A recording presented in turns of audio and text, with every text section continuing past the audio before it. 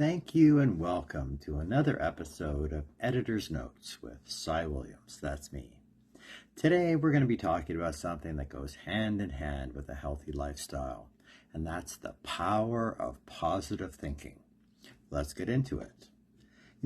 Thinking good thoughts can do more than just boost your mood. Positive thinking builds your skills, boosts your health, improves your work, and just heightens your overall sense of happiness.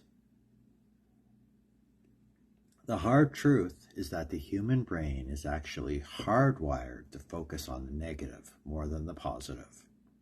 Now, has your boss or teacher ever praised you multiple times on a project and then suggested one or two areas of possible improvement?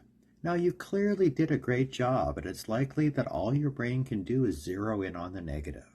And this is known as the negativity bias. The negativity bias. This is a reaction, an evolutionary holdover that kept our ancestors safe in a threat-filled world.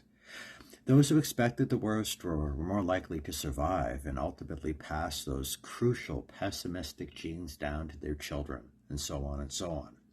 Now, unfortunately, that primitive proclivity can hold us back in many aspects of modern-day life. What happens in our highly developed brain is that we tend to focus on something we perceive to be a threat, but that's not actually a threat. Now, Dr. Carla Marie Manley, a Santa Rosa, California-based clinical psychologist who specializes in the neurobiology of positivity, says you might worry about the future what-ifs, like not making enough money or breaking up with a loved one or going over things over and over and over in your head like a broken record until they are burned into your brain. But in neurobiology, there is something called Hebb's rule, which basically boils down to this. Neurons that fire together wire together. This is what Manley says. The more we do something, the more it is going to become hardwired into your brain. Now for the good news. With patience and practice, Hebb's rule can work in the opposite direction as well. We can train our brains to start firing and wiring together more positive thoughts, and in doing so, actually create neural pathways. Now, it makes me wonder about the possibilities of combining psilocybin with the power of positive thinking. I do, however, digress, but for now, that's something to examine another day. Okay, let's concentrate on the task at hand. Let's talk about positivity. Now, even better and perhaps even more surprising, the power of positive thinking doesn't just create a mental shift. It can do so much more for us.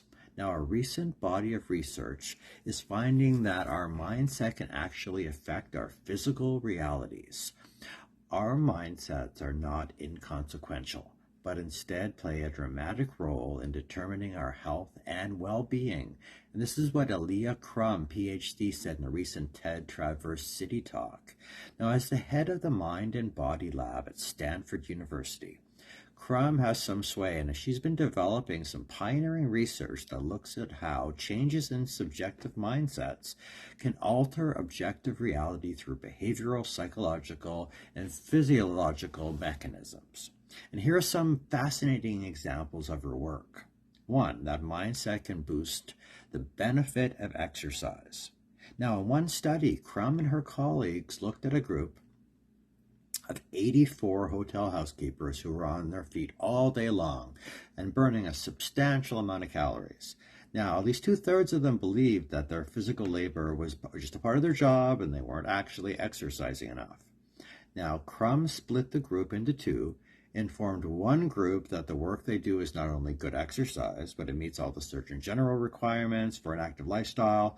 And over the course of 4 weeks, that group showed significant improvements in weight, blood pressure, body mass index, body fat. And the control group had no changes.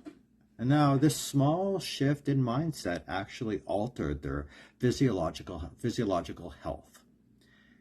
It can favorably affect our body's stress response. That's one of the things I like about positive thinking, or love about positive thinking. Most people think of stress as something negative and debilitating. And even though there's plenty of evidence that can actually benefit our minds and bodies, So, what if we were able to shift our mindset about it? Now, Crum tested her theory on a group of overworked employees at a large financial institution. She showed them a series of short videos illustrating how the effects of stress could be either enhancing or debilitating. The participants in the stress is enhancing group reported significantly higher levels of well-being, optimism, and work performance. Now, mindset can also encourage healthier eating habits. Who knew? Could thinking positively also impact the result of a diet, per se? Now, Crum tested the theory with her milkshake study. Now, participants all drank a 300-calorie milkshake, but they were told it was either a healthy 140-calorie milkshake or a 620-calorie decadent milkshake. And they did this on 2 separate occasions.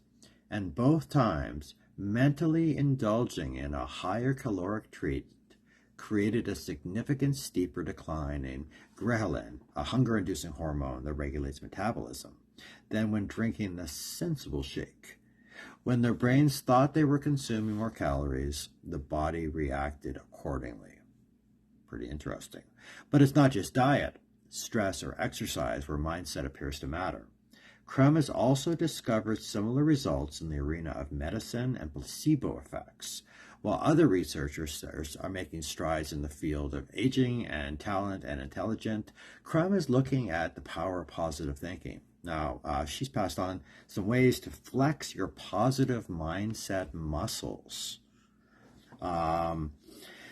How you can begin to start training your brain is to focus on the brighter side of life and start reaping some of those benefits. And like any new habit, it takes time and practice. And as you've probably heard before, research shows that up to 66 days on average for new patterns to take hold. Now, here are a few steps to get started with. Create a positivity stockpile is your number one. When we're in a mental downward spiral, it can be hard to recall happy thoughts in the moment. Now, Manley suggests that we fill up an empty glass jar with feel-good mantras, positive words, poems, memories written on little slips of paper. Write down things you feel grateful for as they come to you, whether it's your friends or your musical abilities or a song you love or your favorite coffee shop or comic book. Rereading and remembering these uplifting messages can trigger feel-good neurochemicals in your brain like serotonin.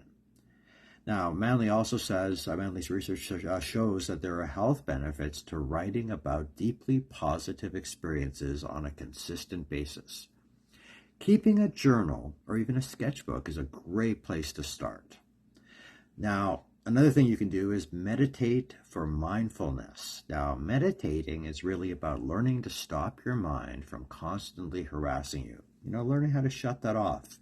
You learn to let it go. And the more you do it, the more mindful you become. And it's like learning to eat more of the foods that are good for us and bypassing the not-so-healthy ones. Now, Manley tells us that meditation can help train your brain to encourage and engage in thoughts that feel good and not engage in those that don't feel good. Now, a number of studies show that a type of meditation known as metta, or loving kindness meditation can be particularly effective when it comes to boosting positive feelings. Research has revealed that people who meditate daily display more positive emotions than those who did not. Now, as expected, people who meditated also build valuable long-term skills. Now, for example, 3 months after one particular experiment I read about was over, the people who meditated daily continued to display increased mindfulness, purpose in life, social support, decreased in illness symptoms, and there are many resources available online to teach you how to meditate. And I would recommend checking out a few of them after this video is over, and then getting started. There's no time like the present. Another thing you can do is learn how to reframe your thoughts. If you find yourself stuck with a negative stream of thoughts, try a helpful technique used in cognitive behavioral therapy. Again, jot down the thoughts you are having and then begin asking yourself questions about how each one is and determine how valid that thought really is. Is the thought fact or is it more of an opinion? How likely is it to really come true? How will you feel about this thought in a week or in a month? And what would you tell a close friend if they were having this kind of thought? Then, come up with an alternative statement that repositions your thought in a more positive way. For example, rather than thinking you're a failure because you made one mistake in your workday, reframe it as you learned a good lesson that will help you grow and become even better, even smarter, or an even stronger. The more you practice this technique, the easier it becomes to find the positive in day-to-day life. Research is beginning to reveal that positive thinking is much more than just being happy or displaying an upbeat attitude. Positive thoughts can actually create real value in your life and help you build skills that last much longer than a smile. That's it for today, folks. Thank you for joining me, and I'll catch you next time.